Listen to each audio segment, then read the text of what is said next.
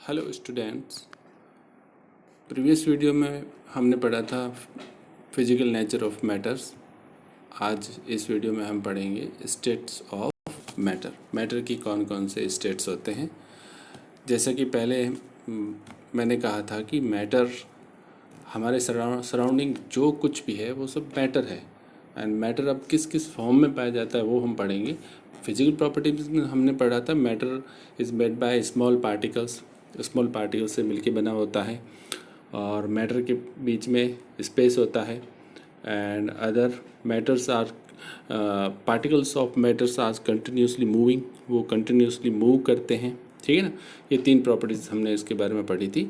अब states of matter, matter कौन कौन से स्टेट्स में होता है। तो सबसे पहले सॉलिड मैटर, सॉलिड स्टेटस में पाया जाता है। Liquid and gas, solid, liquid and gas. जैसा कि पहले हम बात कर चुके हैं कि मैटर पार्टिकल्स से मिलके बना होता है और पार्टिकल्स के बीच में फोर्स ऑफ अट्रैक्शन होता है। वो अपन एक दूसरे को अट्रैक्ट करते हैं वो particles.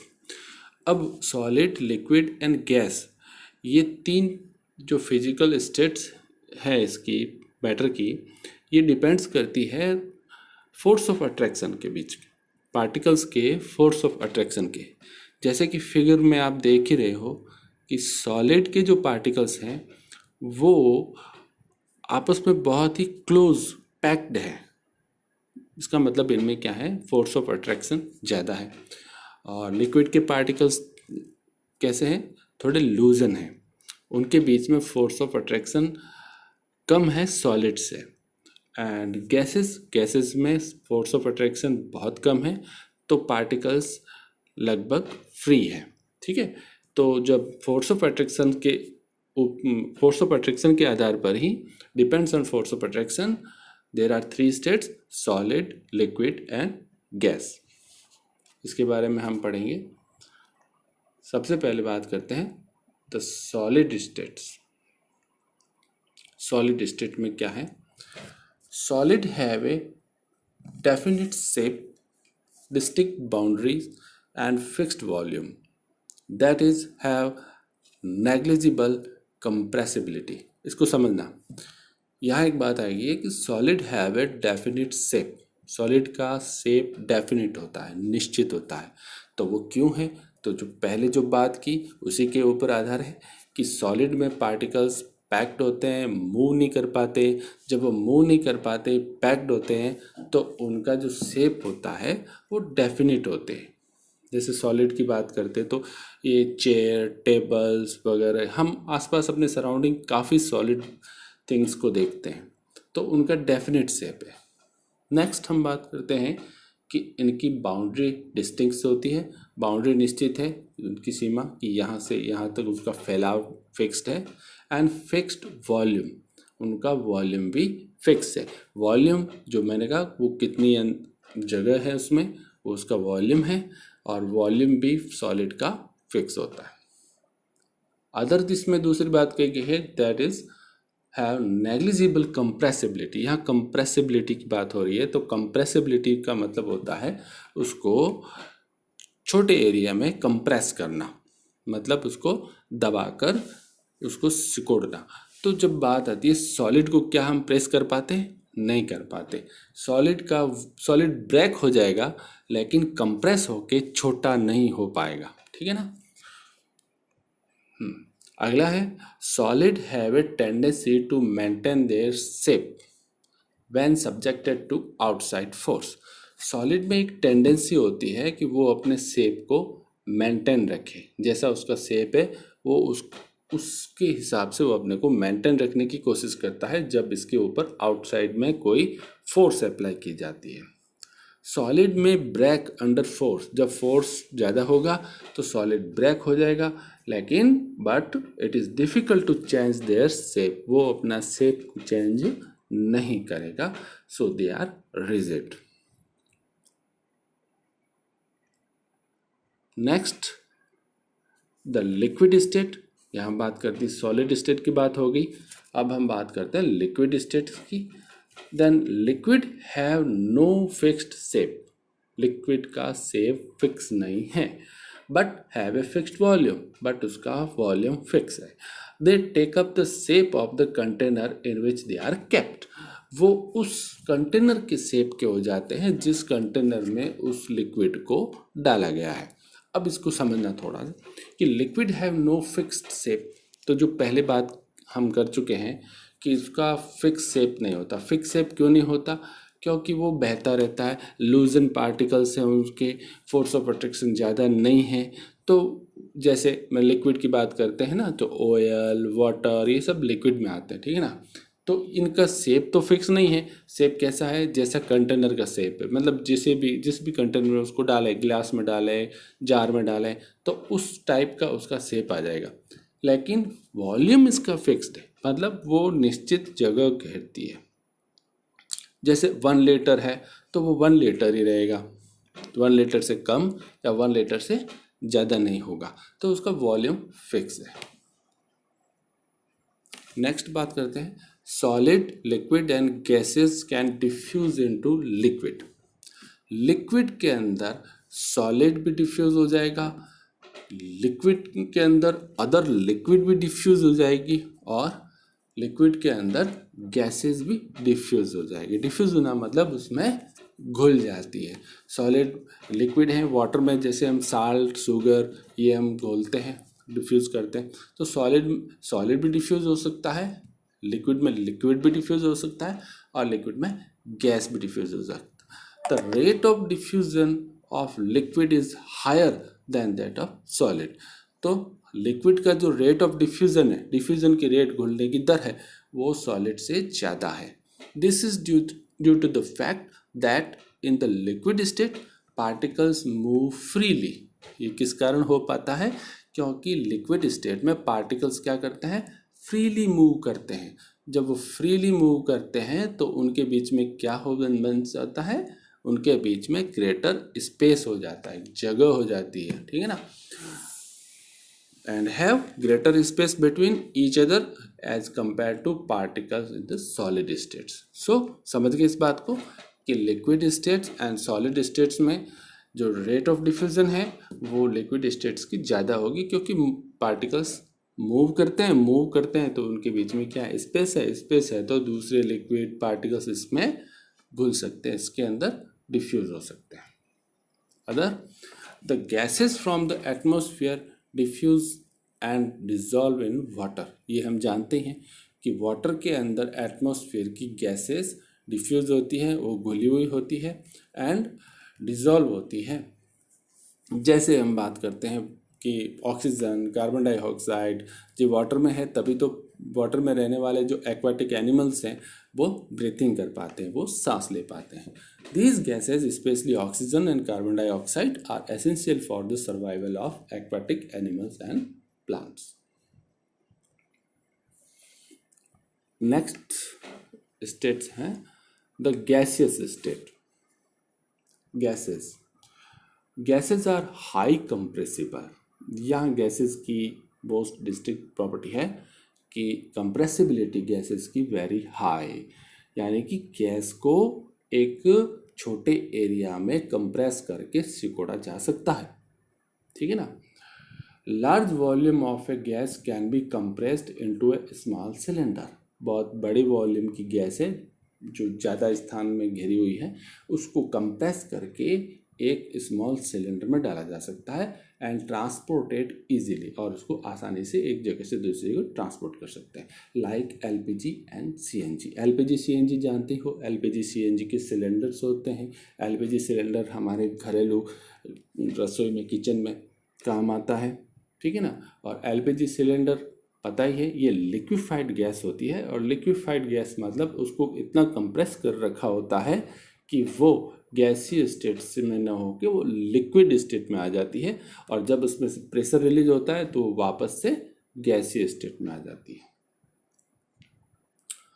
Due to high speed of particles and large space between them, gases shows the property of diffusion very fast into other gases. अब यहाँ पे बात समझनी है कि जो गैस है गैसों के, अभी पहले ही हम डिस्कस कर चुके हैं कि गैसों की जो पार्टिकल है उनकी स्पीड्स वेरी हाई होती है, वो फ्रीली मूव करते हैं और उनकी काइनेटिक एनर्जी भी ज़्यादा होती है, तो वो ज़्यादा दूरी तक वो जा पाते हैं। And large space between them, और उन पार्टिकल्स के बीच में बहुत बड़ा स्पेस होता है, जगह होती है। इसी कारण gases show the property of diffusion, gases में डिफ्यूजन की प्रॉपर्टी होती है वेरी फास्ट, वो बहुत ही फास्ट होती है इनटू अदर गैसेस, दूसरी गैसों में घुलने की। ठीक है, तो समझे इस बात को कि डिफ्यूजन प्रॉपर्टी दूसरी गैसों में घुलने की गैसेस में वेरी फास्ट होती है due to speed of its particles and large space between them. Due to random movements the particles hit each other, random movement के कारण, रैंडम मूवमेंट मतलब कोई एक दिशा में नहीं मूवमेंट नहीं होता, वो चारों तरफ मूवमेंट करते हैं, तो इसी को बोलते हैं रैंडम मूवमेंट। इसी रैंडम मूवमेंट के कारण the particle hit each other, वो एक दूसरे को हिट करते हैं, and also the wall of the container. अब जिस कंटेनर में गैस भरी गई है उस कंटेनर में पार्टिकल्स एक दूसरे को तो हिट करेंगे ही, साथ ही जो कंटेनर की वॉल है उस वॉल के ऊपर भी हिट करेंगे और उनका मूवमेंट भी तेज है। तो फिर क्या करेंगे वो कंटेनर की वॉल के ऊपर एक प्रेशर बनाएंगे, एक प्रेशर इंक्रीज करेंगे। The pressure exerted by the gas is because of the force exerted by gas particle per unit area on the wall of the container। तो वो क्या करते हैं, गैसेस के पार्टिकल्स एक प्रेशर एक्सर्ट करते हैं, ठीक है ना। किसके कारण करते हैं वो प्रेशर एक्सर्ट, वो पार्टिकल्स के कारण, क्योंकि ऐसे पार्टिकल, और पर यूनिट एरिया की बात होती है यहाँ पे, the wall of the container. So इस चीज़ को समझ गए गैसीय स्टेट के बारे में, कि गैसीय स्टेट में सबसे पहला डिस्ट्रिक्ट की प्रॉपर्टी है यही है कि उनकी हाई कंप्रेसिबिलिटी होती है, कंप्रेस करिए, क्योंकि इसके बीच में स्पेस बहुत ज़्यादा होता है, गैसी पार्टिकल्स के बीच के स्पेस ज़्यादा होता है, उस स्पेस को हम कंप्रेस करके छोटा कर सकते हैं।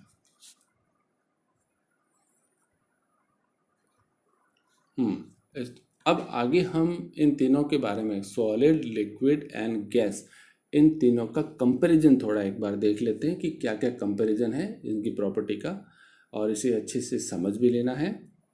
सबसे पहले सॉलिड में fixed mass, volume and shape fix होता है, उसका द्रव्यमान जो वजन है वो भी फिक्स है, उसकी जगह गिरना, वॉल्यूम वो भी फिक्स है, शेप भी फिक्स है। बट लिक्विड में not fix shape but fixed volume and mass. तो लिक्विड में शेप फिक्स नहीं होता, बाकी वॉल्यूम एंड मास फिक्स है। एंड गैसेस में neither fixed shape no fixed volume, न तो उसमें शेप फिक्स है न वॉल्यूम फिक्स है। Second, inter particle distance are least. Solid में इंटर पार्टिकल डिस्टेंस, एक दूसरे के पार्टिकल के बीच की दूरी, वो सबसे कम होती है, क्लोजली पैक्ड होते हैं। एंड लिक्विड में inter particle distance are larger than solid, solid से लार्जर है क्योंकि वो थोड़े लूज हैं, उनका फोर्स ऑफ अट्रैक्शन कम है। एंड गैसेस में inter particle distance are largest, उन गैसेस के पार्टिकल्स के बीच का फोर्स ऑफ अट्रैक्शन बहुत ही कम होता है, तो उनके बीच का जो डिस्टेंस है वो ज़्यादा है, सबसे ज़्यादा गैसेस में होता है। सॉलिड इनकम्प्रेसिबल है, सॉलिड को कंप्रेस नहीं कर सकते। लिक्विड ऑलमोस्ट इनकम्प्रेसिबल, लिक्विड भी इनकम्प्रेसिबल है लेकिन ऑलमोस्ट इनकम्प्रेसिबल है। But gases are highly compressible, बहुत ज़्यादा कंप्रेस किया जा सकता है। Solid high density and do not diffuse, यह बात ध्यान में, हाई डेंसिटी, डेंसिटी क्या है, तो डेंसिटी घनत्व जिसको कहते हैं, और तो डेंसिटी का मतलब है कि पर यूनिट एरिया में उसके पार्टिकल्स की संख्या कितनी है, नंबर्स कितने। अगर पार्टिकल्स ज़्यादा हैं तो डेंसिटी ज़्यादा है, अगर पार्टिकल्स कम हैं तो डेंसिटी कम है। तो सॉलिड में हम ऑब्वियसली जानते हैं कि क्लोजली पैक्ड पार्टिकल होते हैं, एक दूसरे से फोर्स ऑफ अट्रैक्शन से ज़्यादा जुड़े हुए हैं, तो उसकी डेंसिटी ज़्यादा होगी। एंड डू नॉट डिफ्यूज, उसके बीच में इंटर पार्टिकल स्पेस भी कम होता है तो डिफ्यूजन भी नहीं हो पाता। एंड लिक्विड में density is lower than solid, solid से डेंसिटी कम है एंड कैन डिफ्यूज, और इसमें डिफ्यूजन हो सकता है क्योंकि इन पार्टिकल्स के बीच में, लिक्विड के पार्टिकल्स के बीच में इज लिस्ट एंड डिफ्यूज। तो गैसेस में डेंसिटी बहुत ही कम होती है क्योंकि पता है कि उसके पार्टिकल्स दूर दूर होते हैं, एंड डिफ्यूज, और वो डिफ्यूज भी हो सकते हैं क्योंकि उनके बीच का स्पेस ज़्यादा है। अगला, सॉलिड में inter particle force of attraction are strongest. जो पहले ही बात कर चुके हैं कि सॉलिड में इंटर पार्टिकल, एक दूसरे के पार्टिकल के बीच का फोर्स ऑफ अट्रैक्शन सबसे ज़्यादा होता है, स्ट्रांगेस्ट होता है। लेकिन लिक्विड में inter particle force of attraction are weaker than solid, solid से कम है। और गैसेज में inter particle force of attraction are weakest, सबसे कम होता है। तो यह इंटर पार्टिकल फोर्स की बात करते हैं तो फोर्स सबसे ज़्यादा सॉलिड में, उससे कम लिक्विड में, और सबसे कम है गैसेस। अगला, constituents particles are very closely packed. ये पहले भी बात कर चुके हैं कि कॉन्स्टिट्यूएंट पार्टिकल्स, जो पार्टिकल्स हैं उसके, वो क्लोजली पैक्ड हैं। लिक्विड में constituent particles are less closely packed, थोड़े कम क्लोजली पैक्ड हैं। एंड गैसेज में constituent particles are free to move about, वो फ्री होते हैं मूव होने के लिए। ठीक है स्टूडेंट्स, इस लिस्ट में सभी इसका कंपैरिजन पूरा समझ में आ गया होगा। अब हम आगे पढ़ते हैं change of state of matter. ये स्टेट ऑफ मैटर चेंज भी होती है, ये कन्वर्ट होती है सॉलिड लिक्विड में, लिक्विड गैस में, गैस लिक्विड में, लिक्विड सॉलिड में, ये हम जानते भी हैं। और सबसे बड़ा एग्जाम्पल हमारे सामने है water. Water can exist in 3 state of matter. Water 3 state of matter में पाया जाता है, तुम जानते हो। आइस जब होती है तो वो सॉलिड है, लिक्विड जो वाटर फैमिलियर है, जो हम पानी पीते हैं वो, एंड गैसेस जो वाटर वेपर के रूप में होती है। तो इन 3 स्टेट्स में वाटर होता है। तो ये इसका सबसे बड़ा अच्छा एग्जाम्पल है। इसको हम समझते हैं कि चेंजेस ऑफ स्टेटस क्यों, स्टेट्स का चेंज क्यों होता है और किसके कारण होता है। तो इससे थोड़ा समझना कि सबसे पहले, on increasing the temperature of solid the kinetic energy of the particle increase. इस पॉइंट को समझना कि जब टेम्परेचर इंक्रीज किया जाता है, किसी भी सॉलिड को गर्म कर रहे होते हैं, किसी भी सॉलिड को गर्म करो, टेम्परेचर इंक्रीज करना है, तो उसमें क्या होता है कि kinetic energy of particle increase. ये पहले ही बात कर चुके हैं हम कि जब किसी पार्टिकल्स को टेम्परेचर बढ़ाया जाता है तो वो टेम्परेचर बढ़ने से उसकी काइनेटिक एनर्जी बढ़ जाती है। और काइनेटिक एनर्जी क्या होती है, पहले भी डिस्कस कर चुके हैं कि काइनेटिक एनर्जी उसके मूवमेंट की एनर्जी होती है। उसके मूवमेंट के कारण जो एनर्जी होती है उसको बोलते हैं काइनेटिक एनर्जी। तो टेम्परेचर क्या कर रहा है, टेम्परेचर उसके मूवमेंट वाली एनर्जी को बढ़ा रहा है, उसकी काइनेटिक एनर्जी को बढ़ा रहा है। तो उसकी काइनेटिक एनर्जी बढ़ेगी यानी कि उसकी मूवमेंट एनर्जी बढ़ेगी, तो वो मूव करेगा, वो बड़ा फास्ट मूव करेगा। Due to the increase in kinetic energy the particle starts vibrating with greater speed. अब उस सॉलिड में क्लोजली पैक्ड है पार्टिकल तो, लेकिन जब काइनेटिक एनर्जी बढ़ जाती है तो वो वाइब्रेट करना शुरू कर देते हैं, और ग्रेटर स्पीड के साथ, बहुत बड़ी स्पीड के साथ वो वाइब्रेट करना शुरू कर देता है। The energy supply to heat overcomes the force of attraction between the particle. जब एनर्जी बहुत ज़्यादा बढ़ जाती है और उनका वाइब्रेशन भी बहुत ज़्यादा बढ़ जाता है तो वो क्या करता है, वो जो फोर्स ऑफ अट्रैक्शन है उसको भी ब्रेक कर देता है। तो जो पार्टिकल्स आपस में बंधे हुए हैं, जुड़े हुए हैं, वो किसके कारण जुड़े हुए हैं, फोर्स ऑफ अट्रैक्शन के कारण। और जब पार्टिकल्स की एनर्जी बढ़ जाएगी, काइनेटिक एनर्जी बढ़ेगी, तो फोर्स ऑफ अट्रैक्शन भी ब्रेक हो जाएगा और पार्टिकल्स फ्री हो सकते हैं। The particles leave their fixed position, तब वो पार्टिकल्स अपनी जो फिक्स्ड पोजिशन है उसको छोड़ देंगे and starts moving freely.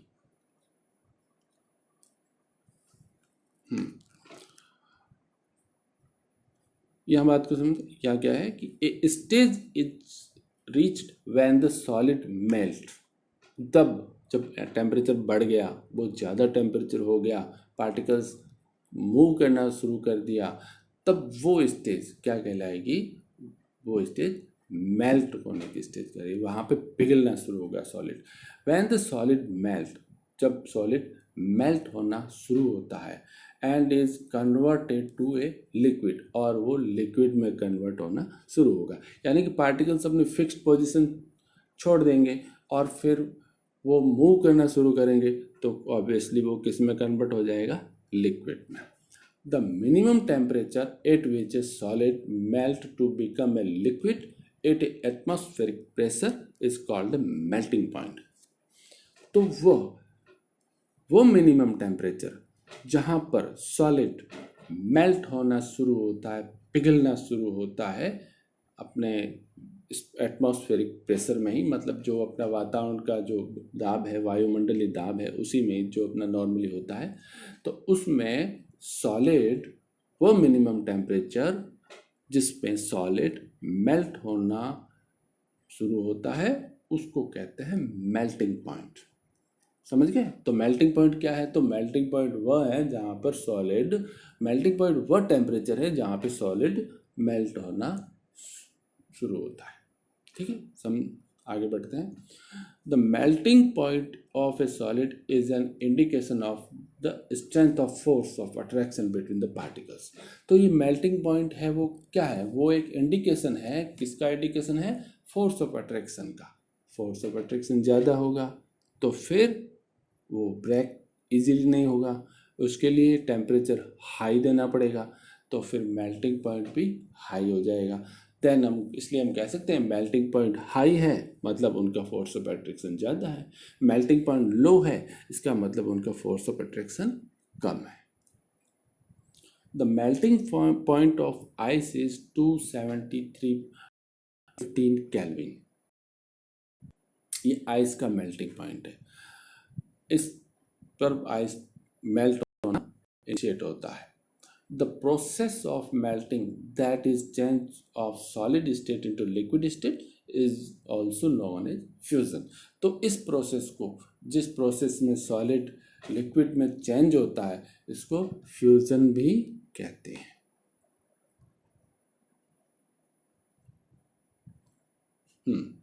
When a solid melt, its temperature remain the same।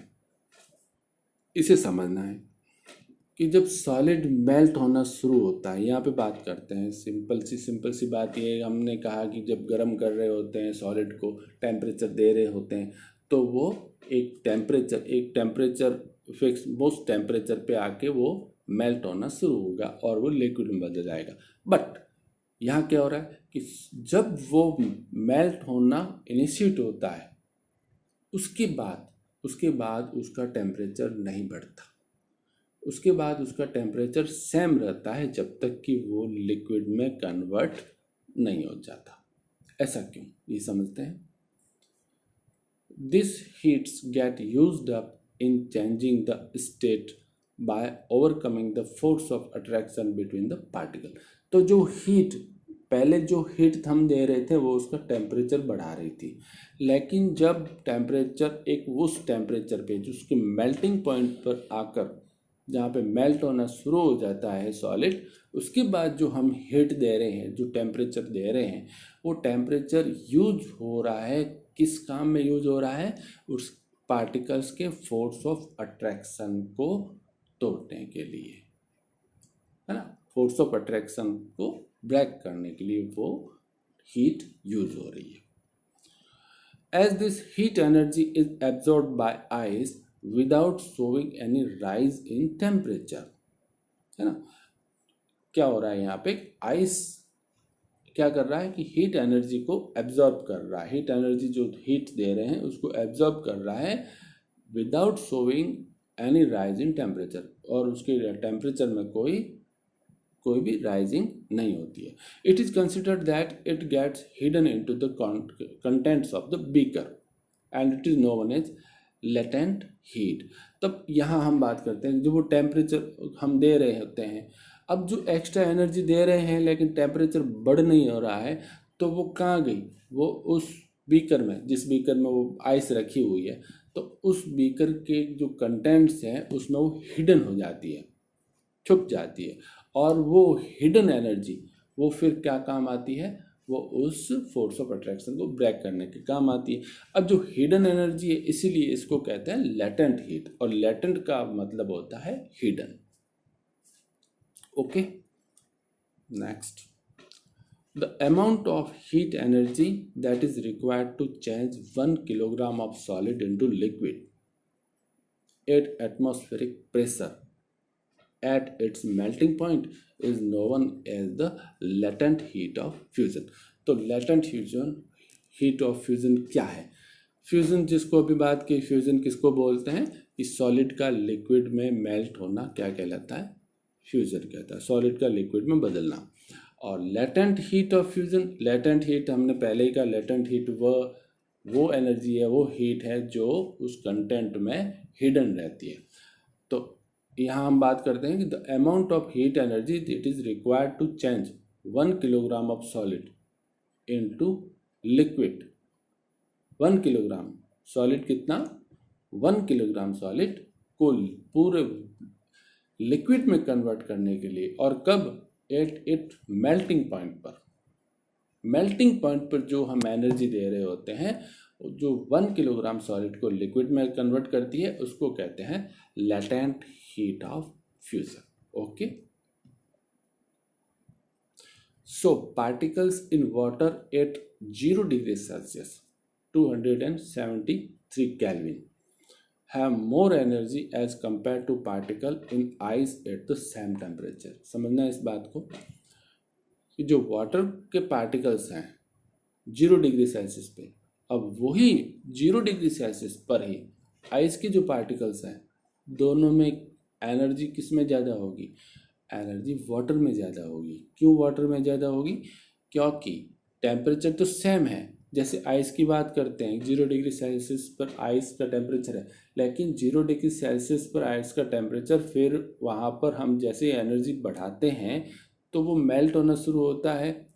हम टेम्परेचर राइज कर रहे होते हैं, मेल्ट होना शुरू होता है और वो वाटर में कन्वर्ट होता है। लेकिन टेम्परेचर तो राइज नहीं हुआ, टेम्परेचर 0 डिग्री का 0 डिग्री रहा, लेकिन एनर्जी तो ज़्यादा दी, तो वो एनर्जी लेटेंट हीट के रूप में उस वाटर में होती है। इसीलिए उस 0 डिग्री सेल्सियस पर वाटर में एनर्जी आइस से ज़्यादा होगी। नेक्स्ट हम पढ़ते हैं बॉइलिंग पॉइंट। अभी तो पढ़ा था मेल्टिंग पॉइंट, जब सॉलिड लिक्विड में चेंज होता है। अब हम पढ़ते हैं बॉइलिंग पॉइंट, जब लिक्विड गैसीय स्टेट में चेंज होती है। सेम प्रोसेस है, वो इसी प्रोसेस, उसी टेम्परेचर को बढ़ाना अगर हम शुरू करते हैं, बढ़ाना आगे करते रहते हैं, तो फिर क्या होता है कि अब लिक्विड के जो पार्टिकल्स हैं उनकी काइनेटिक एनर्जी बढ़ जाएगी। उनकी काइनेटिक एनर्जी बढ़ना शुरू होगी तो वो भी उनका मूवमेंट भी फास्ट हो जाएगा। उनका मूवमेंट फास्ट होता रहेगा।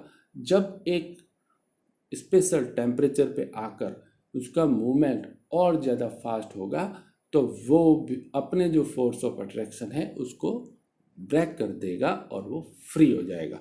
और फ्री होकर एटमॉस्फेयर में, मतलब जो भी कंटेनर है उससे बाहर, उसमें बाहर की तरफ निकल जाएगा, मतलब गैसीय स्टेट में कन्वर्ट हो जाएगा।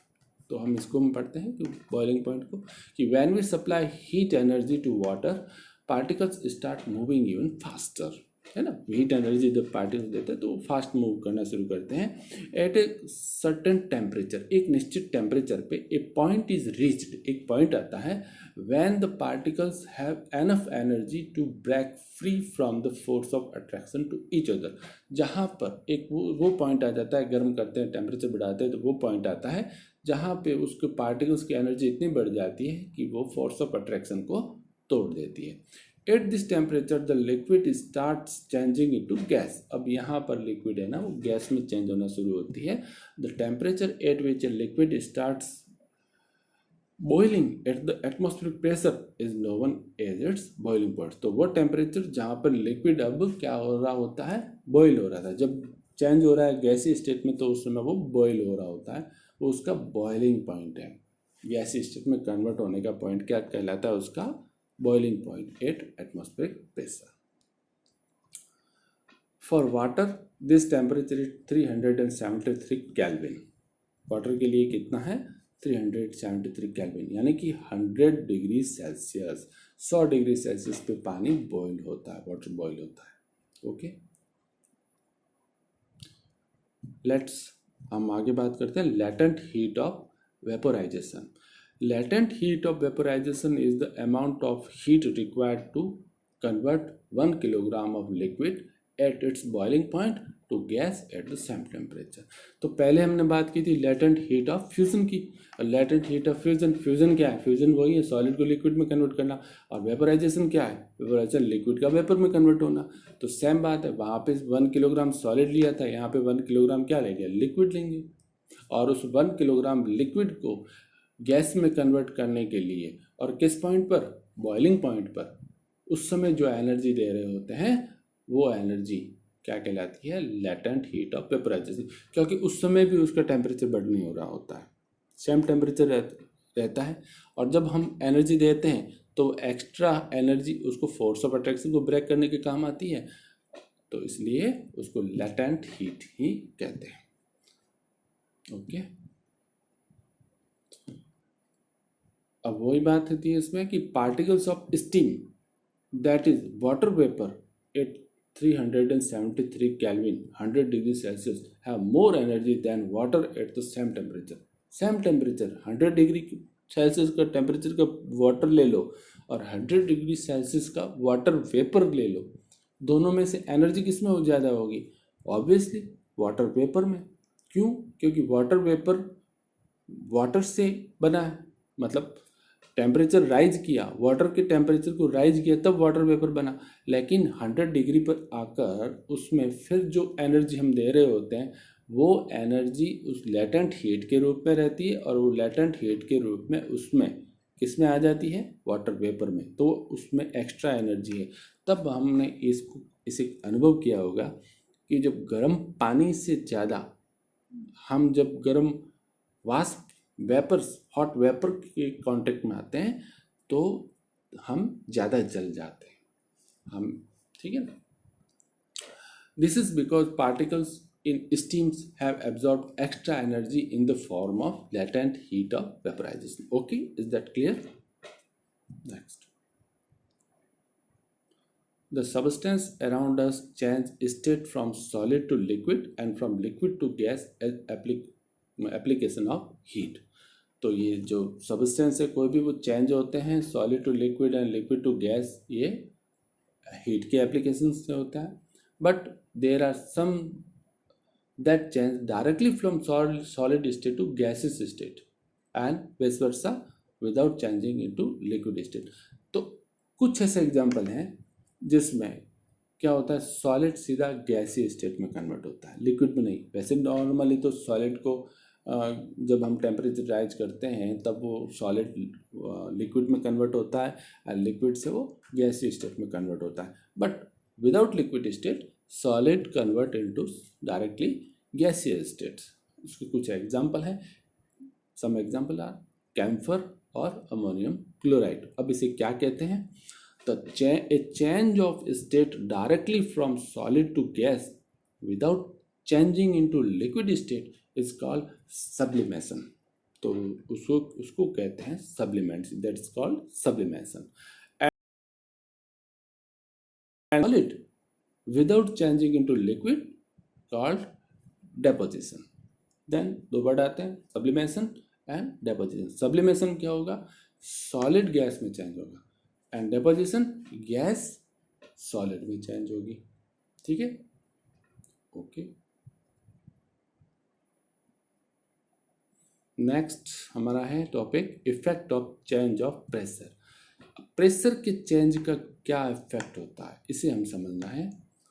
तो हम इसको समझना है कि the difference in various state of matter is due to the difference in the distance between the constituent particles. ये हम जानते ही हैं कि अलग अलग जो स्टेट्स ऑफ मैटर है जैसे सॉलिड, लिक्विड एंड गैस, इनके बीच का जो डिफरेंस है वो किसके कारण है? वो इनके पार्टिकल्स के बीच के डिस्टेंस के कारण है।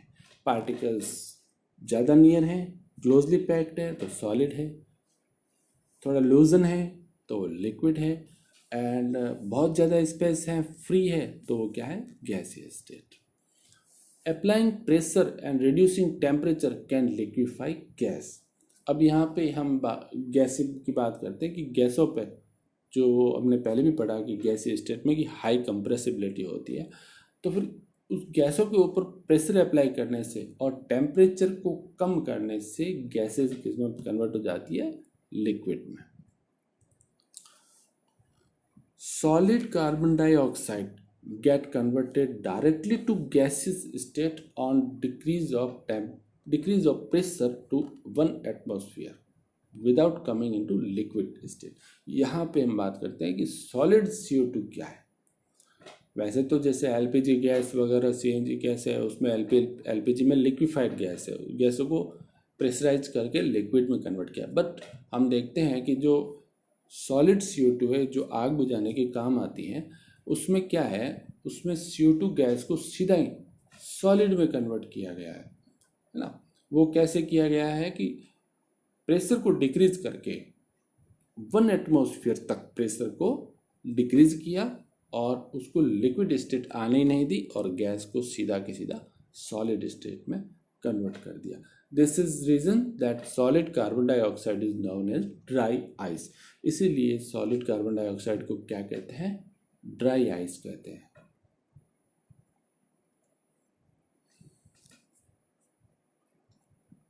That is, pressure and temperature determine the state of a substance, whether it be solid, liquid or gas। तो फिर यहाँ पे कौन कौन से दो फैक्टर्स काम करते हैं, pressure and temperature. Pressure and temperature he determine करते हैं, निर्धारित करते हैं कि जो स्टेट्स हैं सब्सटेंस की वो कैसी रहेगी, किसी भी चीज़ की स्टेट्स कैसी रहेगी, या वो सॉलिड होगी, लिक्विड होगी या फिर गैस होगी। इस फिगर डायग्राम में बताया गया है कि लिक्विड को गैस में कन्वर्ट करना है तो वो कहलाता है वेपोराइजेशन, है ना, और गैस को वापस लिक्विड में कन्वर्सन उसको बोलते हैं कंडेंसेशन, और सॉलिड को गैस में कन्वर्ट करना तो ये कहलाता है सब्लिमेशन, और गैस को सॉलिड में ये भी सब्लिमेशन, और सॉलिड को लिक्विड में फ्यूजन एंड वापस उल्टा लिक्विड को सॉलिड में, इसको कहते हैं सॉलिडिफिकेशन। ओके, तो इस तरीके से हमारा आज का ये चैप्टर स्टेट ऑफ मैटर्स ये फिनिश होता है, और अगला इवेपोराइजेशंस इसी चैप्टर का जो नेक्स्ट पार्ट है वो उसके लिए मेरा नेक्स्ट वीडियो ज़रूर देखना। इसके लिए students please share, like and subscribe my channel, and thanks for watching।